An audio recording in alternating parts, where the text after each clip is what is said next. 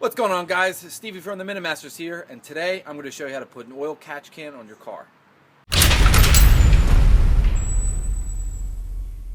So you're probably wondering what an oil catch can is. Basically, your valve cover. So for illustration, this is a 30250 Ford motor. So this is your valve cover here. When you have pressure in your engine, the oil pressure has to go somewhere. So what it does is it sends all the air out through this tube and a lot of times right into your intake. Now the side effect is that sometimes oil vapor will get up in this and it will liquefy, and you'll have oil going straight into your intake, which is bad to say the least. Does your truck live with it, or your car? Sure it does. But if you want to keep that from going in there, you'll need an oil catch can. So this is one I have. This is a JEGS racing one. So it's clear. You can unscrew the bottom. Then you take the glass out. That's the filter portion in there. And this is your inside and your outside. So basically what we're going to do is we're going to take this oil catch can and we're going to tap it into this line, mount it to our firewall, and my truck will have an oil catch can and I won't have any oil going into my intake. So let's get started.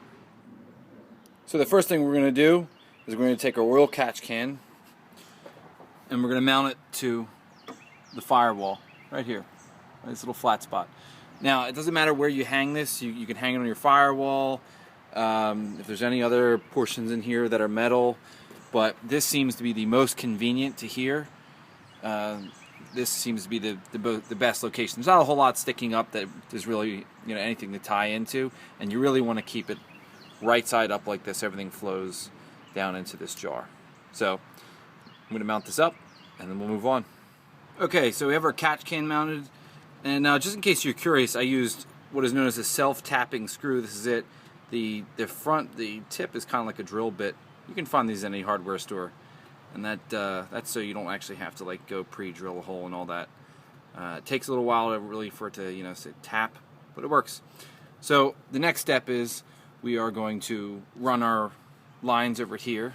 Well, first we're going to cut this here, and we're going to put our inserts in each end, which for this I'm using PEX reducers. So nowadays in plumbing, instead of running copper, you can run plastic PEX, and this is how they join them. So this is a half side to 3/8, or 3/8 to half. I'm going to say the opposite.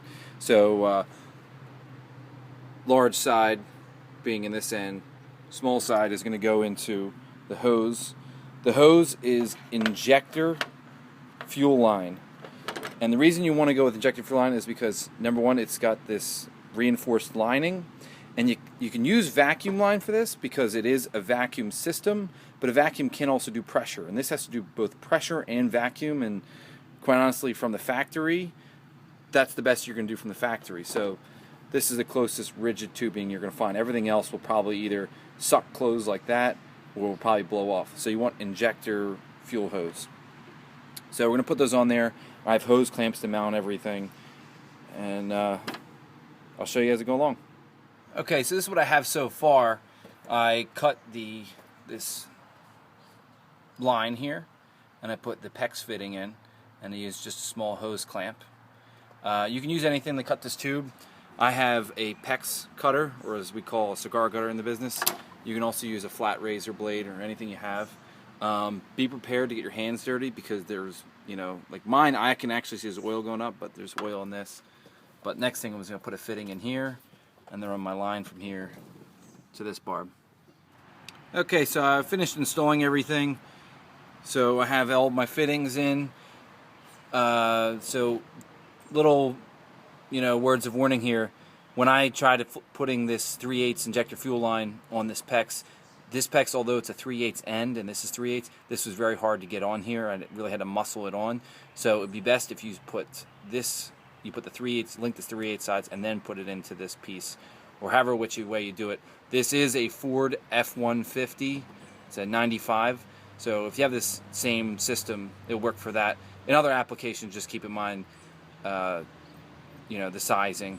So it's just on there. You can see I have like a little bit that's not covered, but that's also why I have the hose clamp. But already a good portion of it's already inside. Just couldn't muscle it on for that last bit. Couple things to keep in mind when you set this up: just make sure this hose isn't touching anything hot. So like anything metal that's remotely part of the engine. So your intake, valve covers, manifold, exhaust, things like that. And then just make sure everything's snug and it's not going to go anywhere. And then yeah, you're all pretty much set up. So now you won't get any oil into your intake. Your detonation will probably be better. Your fuel economy can go up, and who knows, maybe there might be a few ponies in there. As far as I know, there's no dynos and things. All I know is my intake is going to be clean with that on, as opposed to just the factory system. So, alright guys, this is how you install a oil catch can. The specific vehicle being the Ford F-150, 1995. And this is the Minute Masters. Thanks for watching.